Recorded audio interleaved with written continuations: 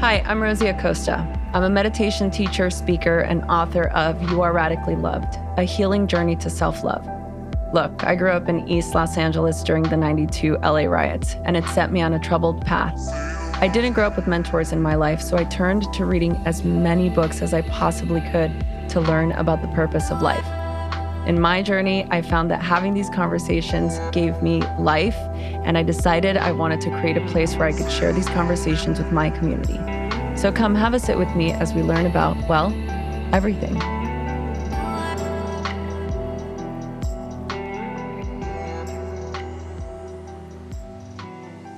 Hello, everybody. Welcome back to Wisdom Wednesdays.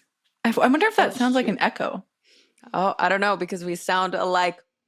I'm going to start forwarding you the email from our incredible listener that wants us to occasionally drop that this is Rosie. Oh, and this is Tessa. Okay. Yeah, we need to get in the habit of saying our names. I feel like occasionally.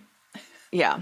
I don't know. I feel like I can tell our voices apart, but there are moments where I feel like we definitely intertwine. I mean, so, yeah. But you think? You go. No, that's fine. This happens. So it's been such an incredible week. It's been such a beautiful spring. Summer is right around the corner. Oh, I cannot wait. Do you ever see that? It's a cute little meme with this little cute toddler girl, and she's like looking at her tummy with like a halter top, and she's like, "Oh my God, summer's coming." No, you have to send that to me. And it's adorable. And I'm just like, I'm a fan. I'm like, girl, rock that. Like, yeah, summer is coming. You love every single bit of you, and you wear your bikini and do your thing. Like, it is all good. And I say that because it was probably a friend that sent it to me that was like, oh my God, summer's coming. It's adorable. Yeah, I'm a big fan of the Bozzy. I'm a big fan of the body positivity movement. I'm a big fan of loving what is. I'm also a big fan of being healthy, of working out. You know that we love our workouts. We love to utilize our bodies. We love movement. And I feel that there is a very beautiful, healthy balance of doing both. Yeah. Especially when it makes you feel good. You know, I know the difference between working out hard for punishment and working out hard for just feeling good. I guess there is a difference. It's a little bit more gentler to maintenance workout, just to mental health, feel good in your body, etc., than it is to. Yeah. Right? Well, 100%. And also, I feel like it's such a fine line because it's so, at least for me, it's so easy to get into the mentality of, okay, I'm going to enjoy this meal, this food, and then I'm going to go work it off. And that's, to me, when I've gone off the ledge of loving what is and into got to maintain that bod. Which, I love it.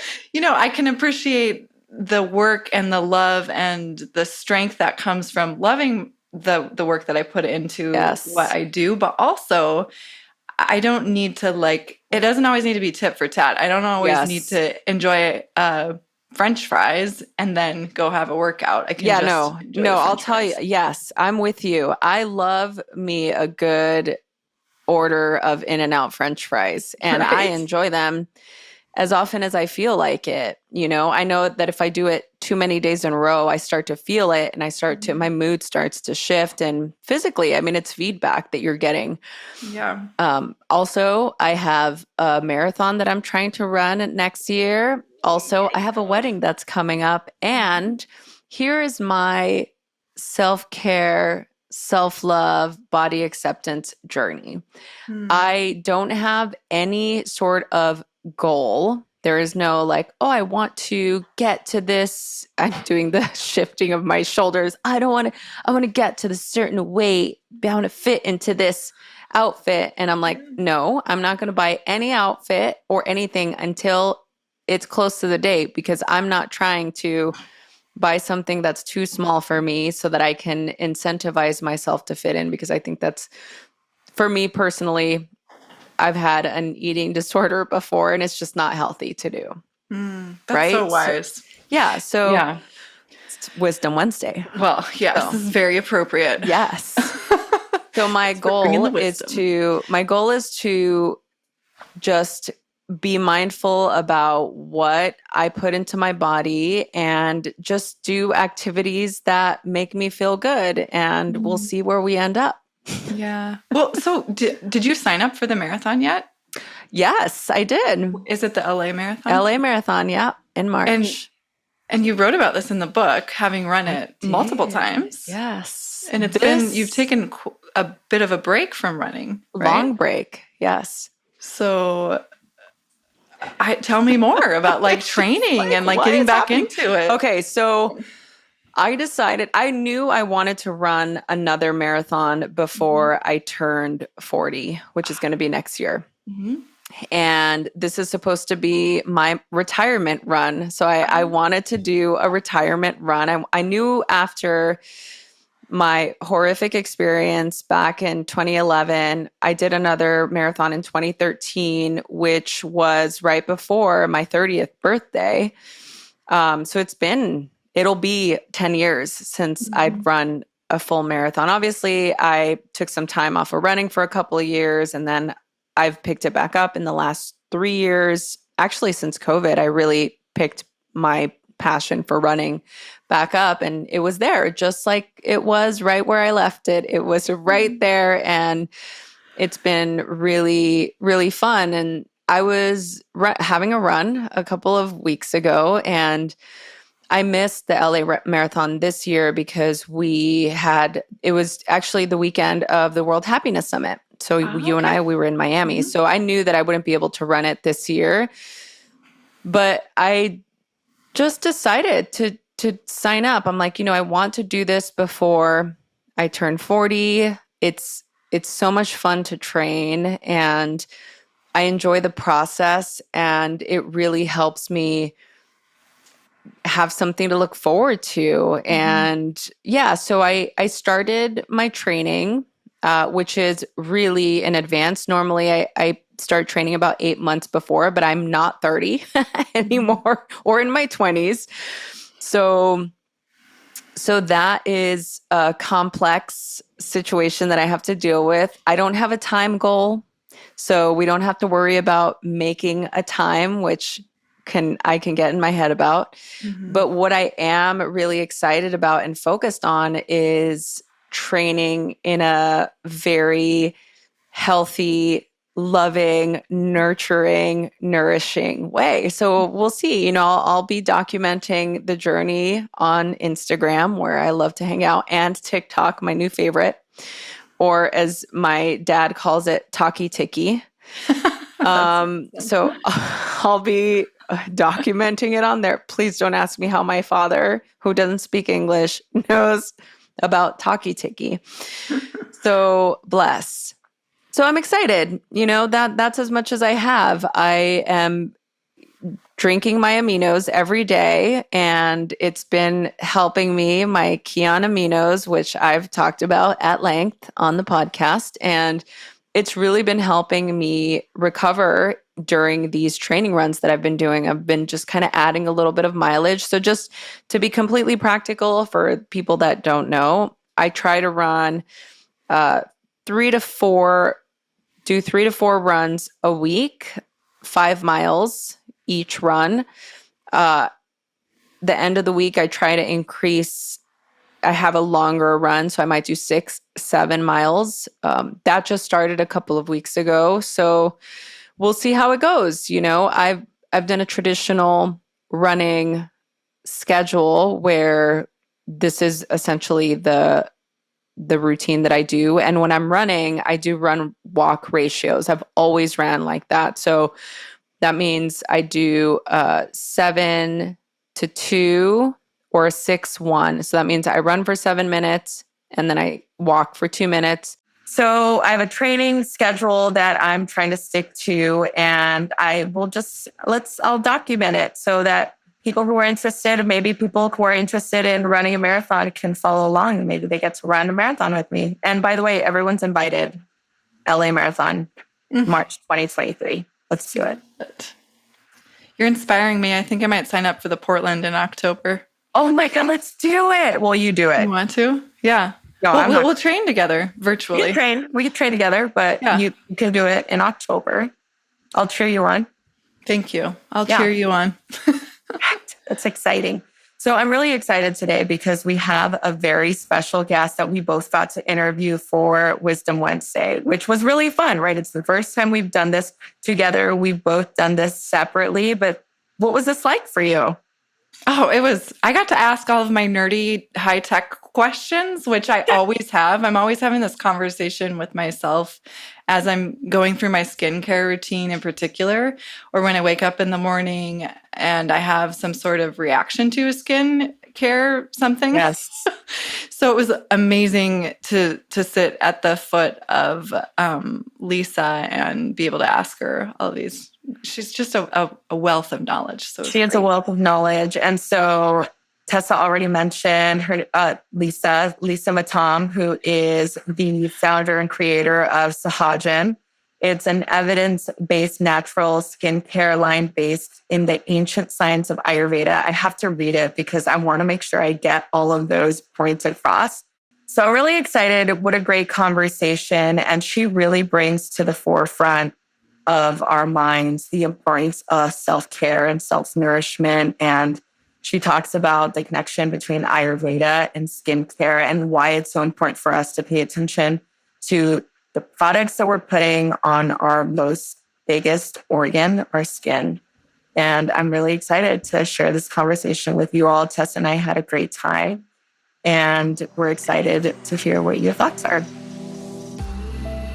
I notice as I get older, my brain function is not feeling like it used to feel in my mid-20s, even in my early 30s. And let me tell you something, brain fog is a real thing. I began noticing it a lot in the last couple of years, even during the pandy-wandy.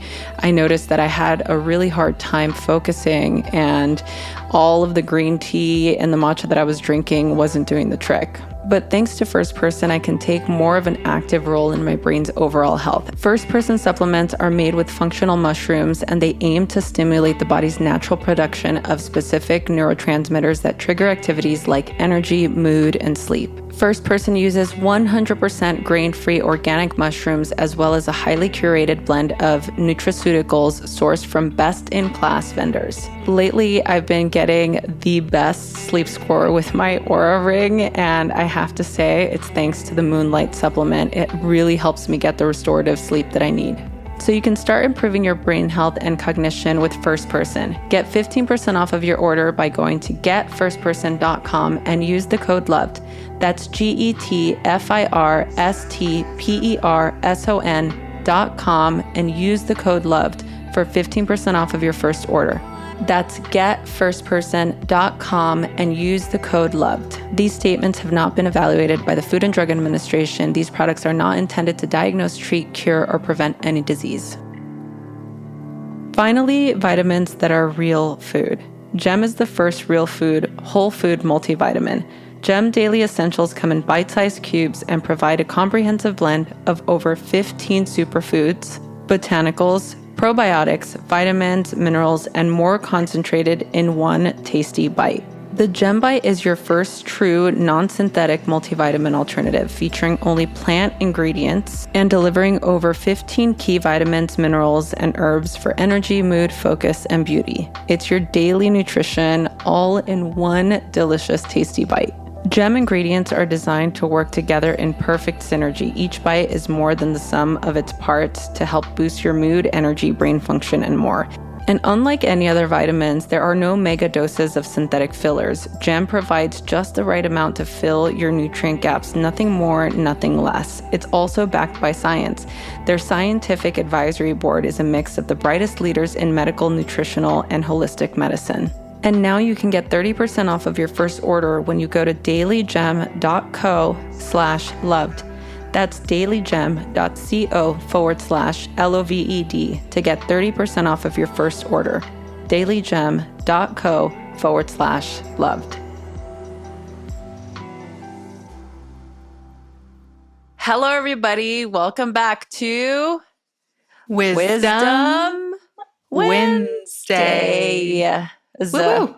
Z. I love to add that little S at the end. We really like, you know why? Because I want to make sure that it's a consistent experience for everyone. I 100% agree. And absolutely. Yeah. Consistency is nice. So we have consistency. a very special guest. This is the first time Tessa and I are doing a special guest interview. So Lisa, thank you so much for being here with us. Oh, it's my pleasure. Thank you so much for having me. I'm a big fan. Oh, we're very excited. I know Tessa's a huge fan too. Yeah, 100%. Skincare products, I'm just all of it. Yes, she's please. Into it. And then you add Ayurveda and I'm in love. Oh, that's the best. Yeah. So, tell it. So I'm always such a huge fan of female entrepreneurs. Okay. Let's just get started there because there isn't enough of us out in the world, and especially creating a product that is of deep integrity and rooted in the ancient practices of Ayurveda. I'm so excited to talk to you. So if you don't mind just giving us a little bit of background of how you got started.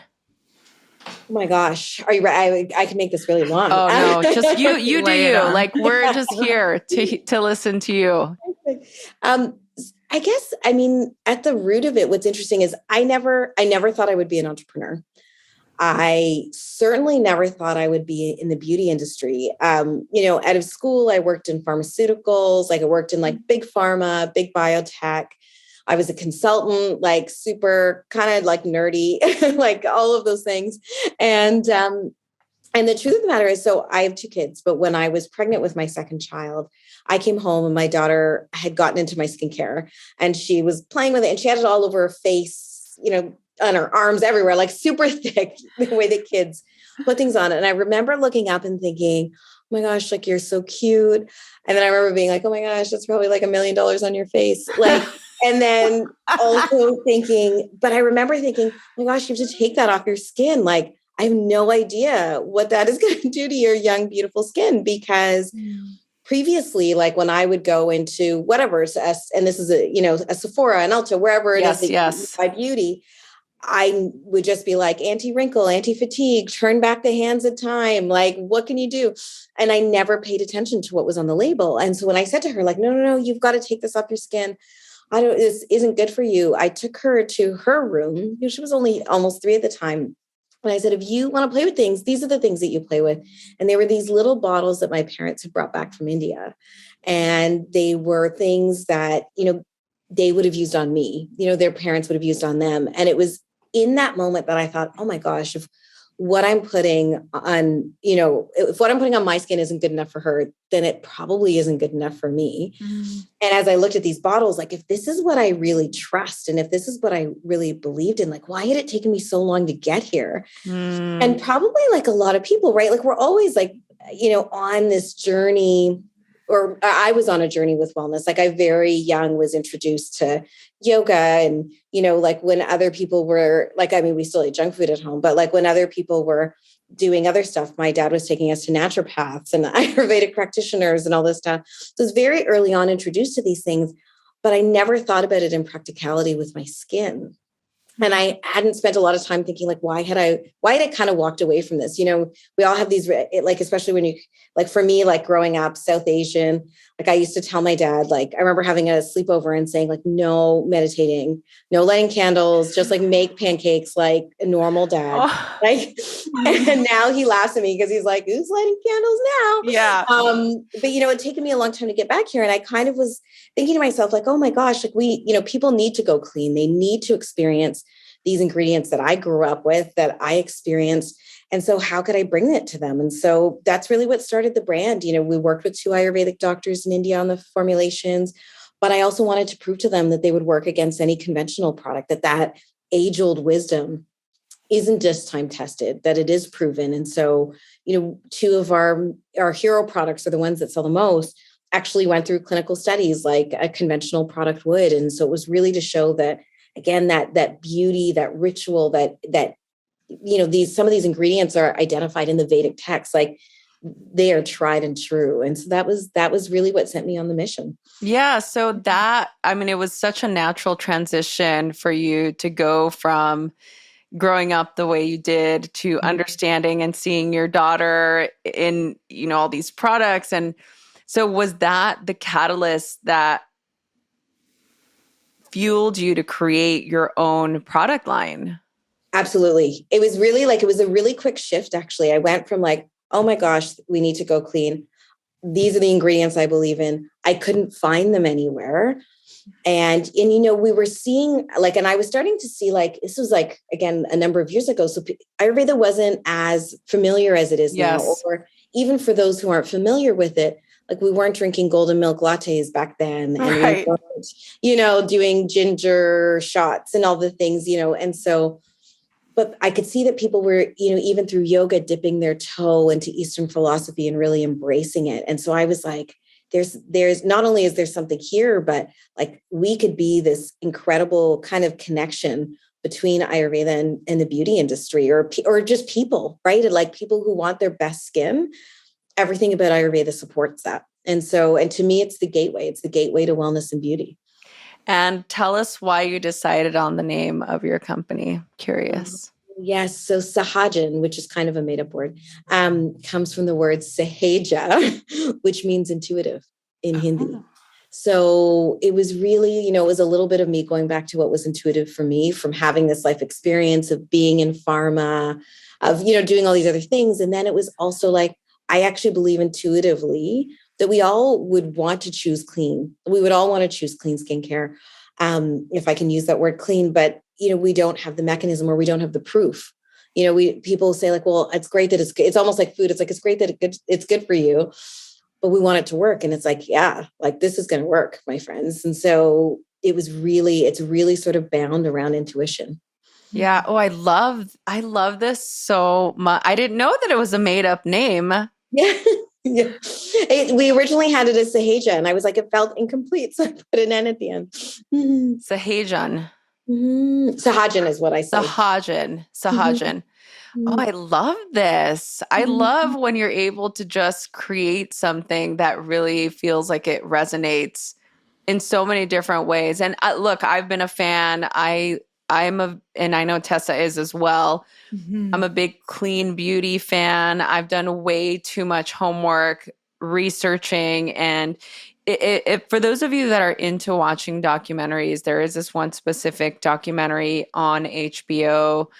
And now I'm blanking on the name, but it has to do with makeup, skincare, and nail care. And basically for those of you who are not familiar with all the chemicals that are put into a lot of these products, it will scare you into paying more attention to what you're putting on your skin and what you're consuming. And so I've been a big fan of utilizing products that are well-sourced and made with care. And so I really wanted you to speak to that a little bit.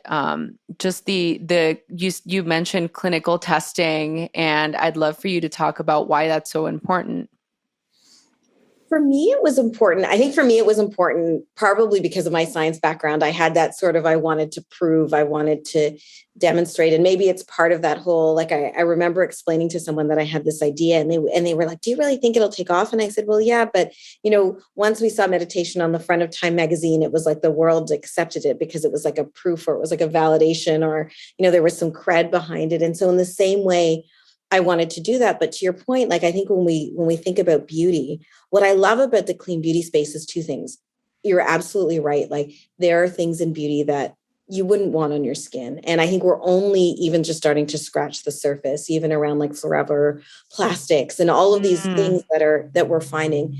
But on top of that, what I love about the clean beauty industry is when you start putting some regulations, or you start living by, whether it's a code of ethics or a credo, or, the EU is more specific about what clean beauty looks like. And why is that? Oh, no, that's a whole other can of worms.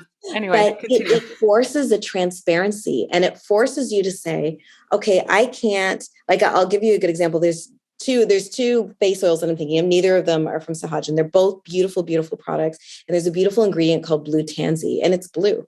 And so if you look at one that you often find and is, dubbed clean, it's blue. And then there's one that you wouldn't put in the clean section at a Sephora and Ulta, or you wouldn't be necessarily dubbed clean. And if you look at the back, it also has added to it the color blue.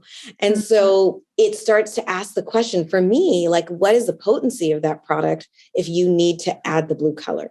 Those types of things. So it isn't even just for me that if you're trying to like low tox your life, or, if you're trying to minimize, and also think of like in Ayurveda, we believe like your skin is like just, you are what you digest, and your skin is a digestive organ, right? Mm-hmm. So you are what you're digesting, but on top of it is like, let's give you these beautiful plant-based ingredients that work, and let's give them to you in the most beautiful formulations and in active formulations, instead of just giving them to you in small ways. So I think we're going to see more clean beauty brands come with clinicals to be able to say, hey, you don't need to buy this because you're worried about whether it's acne or, dark circles under your eyes, or you just want to look like you're glowing all the time. This can deliver in the same way and provide you with that same efficacy. And on that thread, I'm curious, Lisa, about when we're learning about ingredients that are toxic, when we're learning about ingredients that are good for us and clean. Mm-hmm. It seems to me that it's almost like this new language we have to get used to and learn. And I think about it similarly in terms of reading a food label. So if you turn over a box of cereal or something and you look at the nutrition contents, personally, I've gotten to the point, because I've studied it so much, that I know what to avoid. Like you mentioned, the colors, like yellow dyes, red dyes, all that stuff. It feels to me like there's so much misinformation out there about what we should put on our skin, what we shouldn't put on our skin, what we should ingest, what we shouldn't. Where do we start with this without feeling like we're overwhelmed? Are there keywords we should avoid when we're looking at a label of skincare? Are there key things we should look for, like an oil base, and then from there? Question. I think I would look at it from a couple of parameters. I think the one thing to think about, and I think even in the clean industry, we have to hold ourselves accountable for this, because even clean doesn't, in and of itself, doesn't have a definition. So there's some beautiful retailers that are kind of like the industry thought leaders. Like I think of the Detox Market, if you're familiar with that store, or Credo Beauty. They are they're the OGs in clean beauty, but they're very meticulous. And so if you're shopping there, you kind of know that something's been vetted for you. Mm. But I think that, the thing that you have to realize is when you're looking at the back of an ingredient list, it has to be put in its scientific name. So sometimes people will look and they'll say, well, I can't pronounce this and I can't pronounce that. Is that terrible for me? And it's like, no, even coconut oil, we have to call it cocoa nucifera. Like we have to call it by its scientific name. It's scientific. Yeah. And also, having come from pharma, like I'm a big believer that there's nothing worse for your skin than a poorly preserved product. And so there were a lot of people in the early days of green and clean beauty who said, like, we're going to make things preservative free, or we're going to use like fermented mushrooms. And sometimes that works. And if we were in India and you were getting skincare from your Ayurvedic practitioner, he would, or she would be making it, nice and fresh, and you'd put it in your fridge, and 4 days later you'd go back and get it. But that's not how we live. And so, right. So I think asking yourself like key questions, like there's the big ones, like, are there parabens, are there sulfates, like all of those things. I think it's looking for, are there added colors? I think it's also looking at, the problem is there is some greenwashing, but sometimes asking yourself where you're buying it is a good way to kind of help you navigate that forest. And that's why I think some of those retailers are really important, or even if you're at a Whole Foods, they're creating that landscape for you. And so it eliminates some of the confusion. But I think, people always ask me, like, what's your favorite site to search for ingredients? And the hard part is these things aren't fully regulated. As we were saying earlier, if we were in Europe, this would be a different conversation. But I think it's it's hard as a consumer. So I think it's like if you're coming to a brand like ours, is like looking to see if your values align and what they stand for, and they should be sharing, like, we don't have this, and we formulated against this, this philosophy. And I think if you're looking at retail, then it's like looking for those retailers that have already curated that for you. And what's amazing is you can walk into a place like that and find anything that you want. You can find, anything, not just from your toothpaste to your shampoo, but, you want something, that you can find a body oil that's part of your self-care routine. You can find you can find all of those things. Years ago, you were left to the health food store and something that, didn't make you feel good because it had a beaver or something on the front. It's those days are those the days. packaging was just so unattractive to a lot of. I know. And I remember going through that process and saying, like, I want people to be proud to put this on their counter. Yeah, it's beautiful. I mean, it really is luxury experience. So it is a challenging thing to navigate, but I would look for places that weed it out for you. And I, that's where I think those some of those key retailers really make a difference. Yeah, thank you. I love that the connection with Ayurveda and skincare, because obviously our skin is our biggest organ.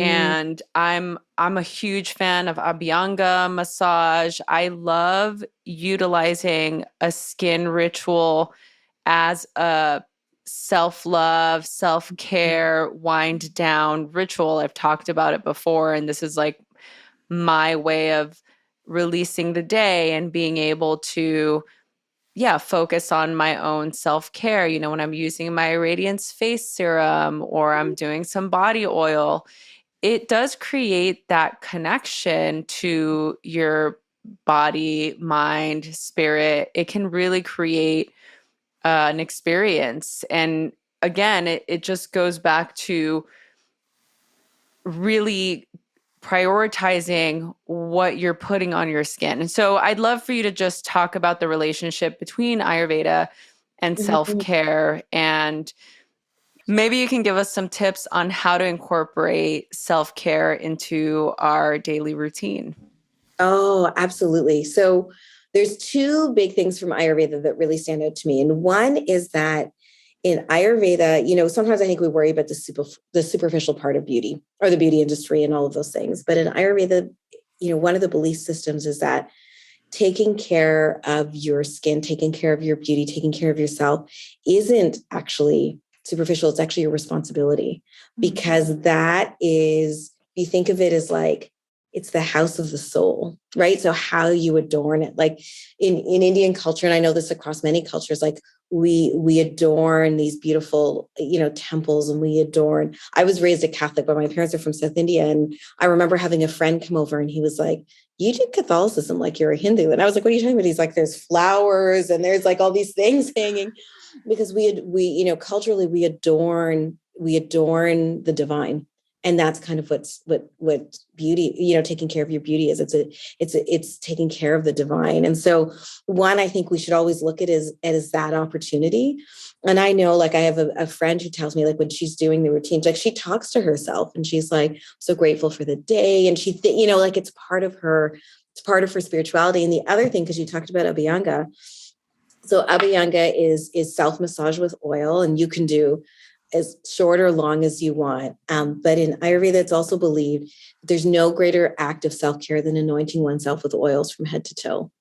And it's such a beautiful experience. So the reason, my daughter had these oils is, as babies, like, my parents would oil your body. And it's an amazing sensation from birth to just have, the sensation of touch. And we can bring that to ourselves with oil massage. And so I think, if I were saying to someone, how can you make your skincare more like soul care or self-care, it's really like looking for intentional practices. So, I've had moments where I feel like I'm in alignment and out of alignment, but when I'm really deep into my, like when I'm good and consistent with, you talked about consistency, when I'm good and consistent with my practice, it always has like a couple minutes of Abhyanga. But I have my ritual body oil, and sometimes all I do is like, I take a deep breath. I might even just like apply it a little bit to the crown, like to around like the crown of my head, which is amazing because it's good for your hair. It's good, it's a good way to ground and really and the belief system in Ayurveda is if you're stressed or if you have an excess of heat, which is like stress, fire, all of those things, like that's how you're going to decrease that fire. I go a little bit behind my ears and I massage around my ears, which actually the strangest thing is that when I first started doing this, realized it hurt back here. Like I had tension. Do you have it? I have tension. I do. Tessa, do you?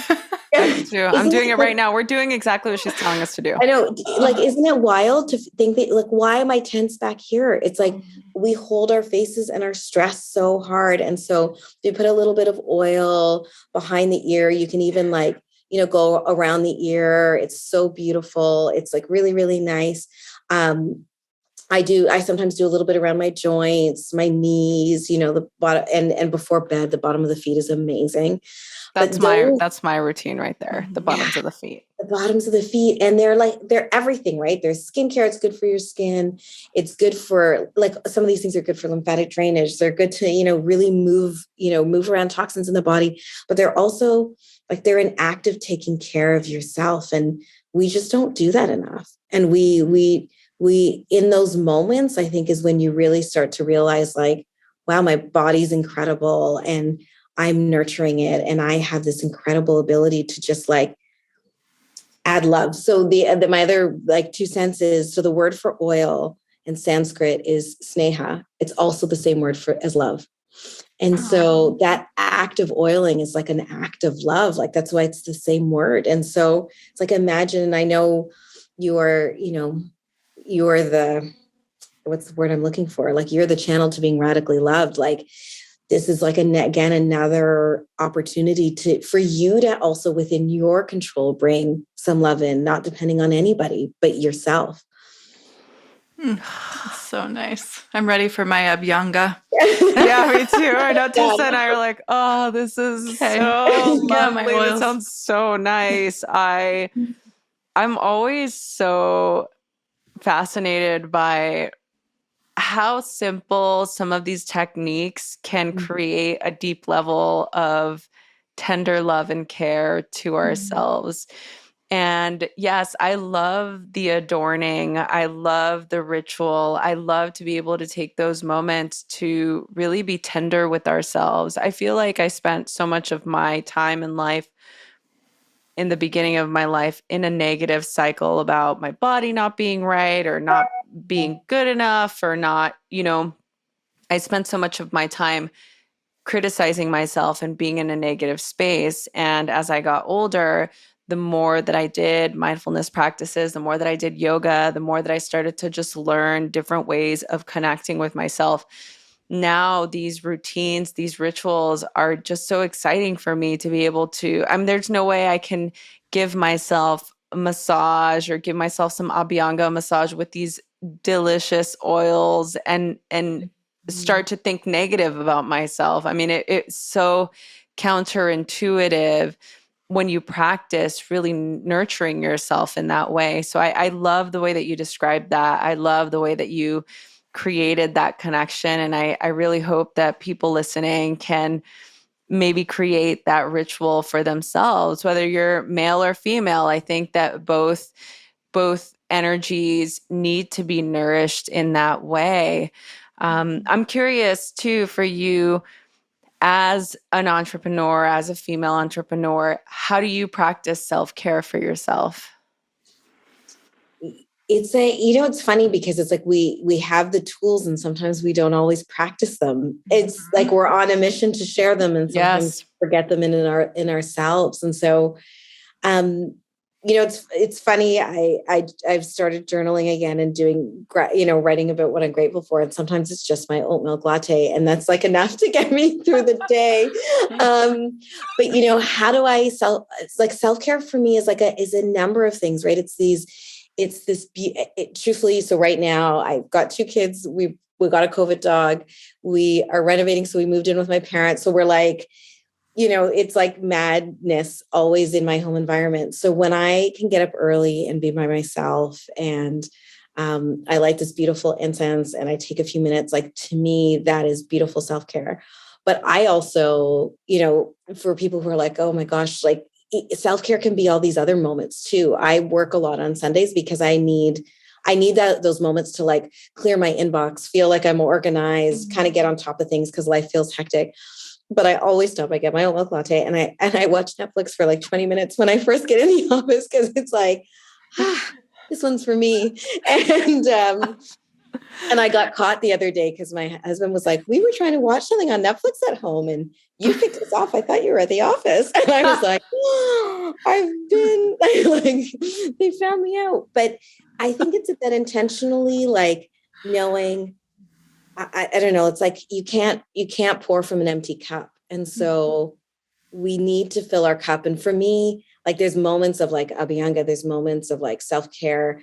There's moments of yoga or meditation that just like nurture me so whole. And then at the same time, like a gigantic laugh with my girlfriends or a Netflix show, it fills another part and you need to be okay with that. I think sometimes, when we're in this world of spirituality, we think, oh my, it has to always be one way. It's like, no, it's about the way we fill our cups. And I actually listened to you the other day, Rosie, and you had talked about how, it's not about rules.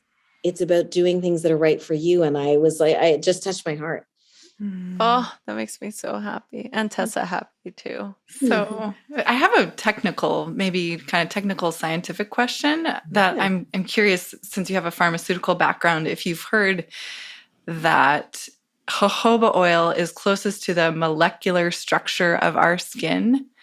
And I'm so curious about this from the lens of Ayurveda, because I know, at least from what I know of Ayurveda, that the recommended oils are the coconut oil, the sesame oil, maybe olive oil depending on your constitution. So I'm always curious about that. And this is kind of a two-parter. The second thing I'm curious about is around the eyes. Oftentimes there's a separate product than what you might put over the whole skin of your face. It seems like the tissue around the eyes is a little bit more delicate, maybe. I know for me personally, if I put something around my eyes, I might like get a plugged eye duct or maybe a little rashy. So I'm curious what your thoughts are on those two things as it pertains to skincare. Great questions. You are absolutely right. The skin around the eye is much more delicate. And I in this moment, I might have my number wrong, but it's something like it's 14 times thinner than the skin around the face.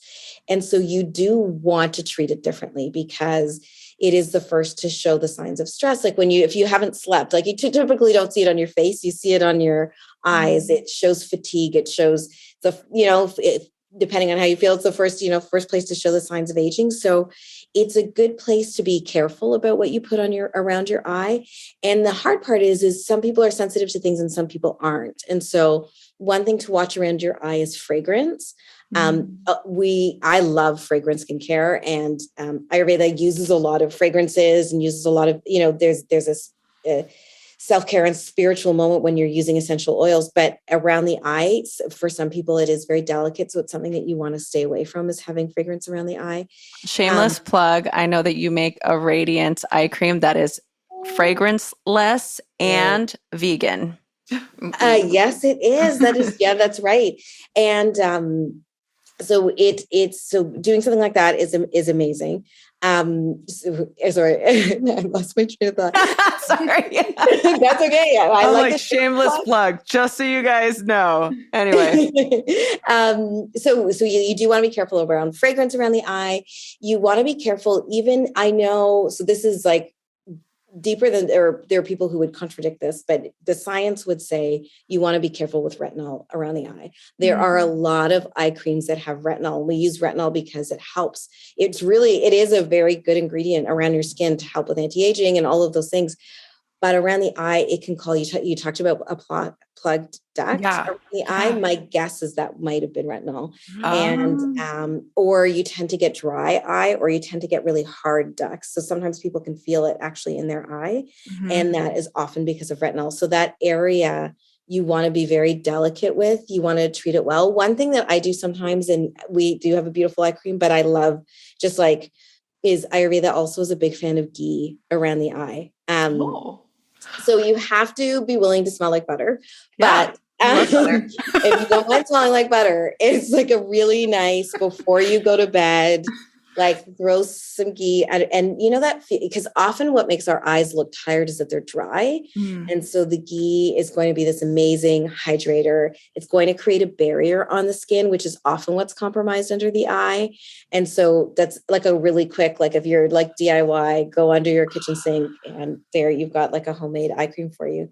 And to the second part about jojoba oil, that's a great question. So I don't want to give you the wrong answer. So I feel like I need to go away and do some research. But it's interesting because we do use jojoba oil in our ritual body oil because the way we constructed our products is we would go and we would ask the Ayurvedic doctors, one, we wanted people to across constitutions to be able to use it. And so we have coconut and we have sesame and we have almond. And the modern way of looking, what they told us actually in India is the modern way of looking at some of these ingredients is that your body will take in what it needs. And that also we're looking to be able to, I think they're even looking for like people to be able to come to Ayurveda. We need to make it accessible. But we did add like olive oil. We added in jojoba. And so we see these ingredients now being used in Ayurveda. And I think part of it is that traditionally some of those ingredients weren't available. It's like shea butter wasn't available in India a number of years ago. So it isn't part of that early understanding of Ayurveda. But now as those ingredients start to be explored, we see their use more. And so I think, the real thing, if you're deciding to use an oil on your body is like, if you pick a coconut or you pick a jojoba, one of the things that Ayurveda likes is something that's it's infused with a little bit of an herb as well, because we talk about it as digestion. We talk about it as nourishing. We talk about it as having these other properties. So even I know people who will steep they'll take their oil and they'll actually put in herbs themselves. And so it's a great way, again, to do something that's nourishing and beautiful. Oh, I love that so much. I can keep talking to you. We can keep talking to you forever, but I want to be respectful of your time. And I do want to ask you one final question. And as I said earlier, I'm always so inspired by women who have the audacity to just create something out of just pure determination and love and passion. And I am always just left so inspired. So thank you for being that conduit for us. Where can people go for more information?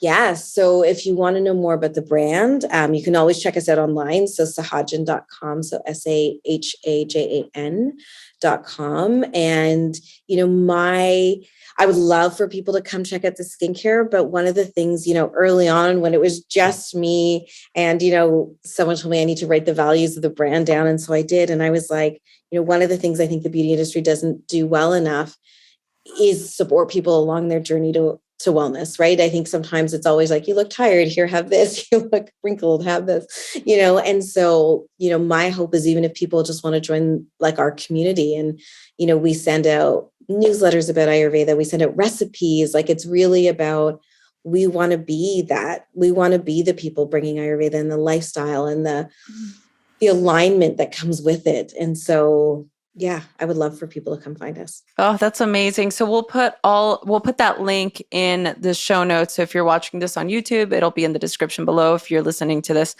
wherever you get your podcasts, the info will be there. We'll add that. And the final question, and normally it's, we kind of pick and choose whenever we do these Wisdom Wednesday podcasts. We might have a guest sometimes. We're kind of just trying different formats. But I really wanted to ask you the question that I ask all of my guests because I'm curious to see what your answer would be. And the question to you is, how do you feel radically loved? Oh, it's such a good question. How do I feel radically loved? I